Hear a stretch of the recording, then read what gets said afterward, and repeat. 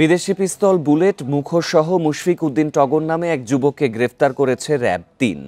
তার বিরুদ্ধে অস্ত্র ব্যবসার অভিযোগ রয়েছে। বৃহস্পতিবার রাজধানীর আজিমপুর এলাকা থেকে তাকে গ্রেফতার করা হয়।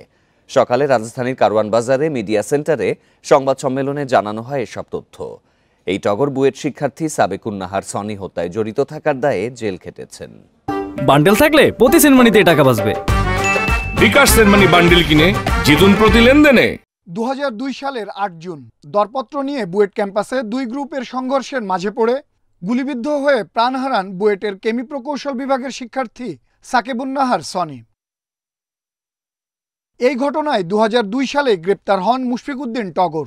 সাজা শেষে 2020 সালে মুক্তি পেয়ে আবার অপরাধে জড়িয়ে পড়েন তিনি। বৃহস্পতিবার রাজধানীর আজিমপুর থেকে র্যাব গ্রেপ্তার করে টগরকে।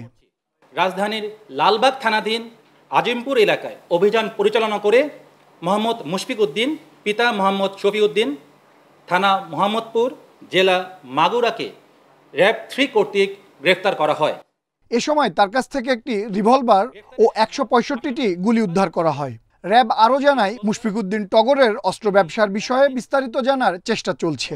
সীমান্তবর্তী এলাকা হতে তিনি বিভিন্ন সময় অবৈধভাবে অস্ত্র ঢাকায় নিয়ে আসেন এবং বিভিন্ন মানুষকে তা সরবরাহ করে থাকেন। বিষয়টা আমরা বিবেচনা করে যেটা বুঝতে পারছি, তার কাছে আরও অস্ত্র সন্ধান থাকতে পারে এবং এটি বিস্তারিত তদন্তের অবকাশ রয়েছে। মুখোশ পরে নিজেকে আড়ালে রেখে তিনি অস্ত্র কেনা বেচা করতেন বলে জানিয়েছে র্যাব। তার বিরুদ্ধে একটি মাদক মামলাও রয়েছে। স্পষ্ট করে আমাদেরকে এখনো। আনোয়ার সাদাত নূর, ইন্ডিপেন্ডেন্ট নিউজ, ঢাকা।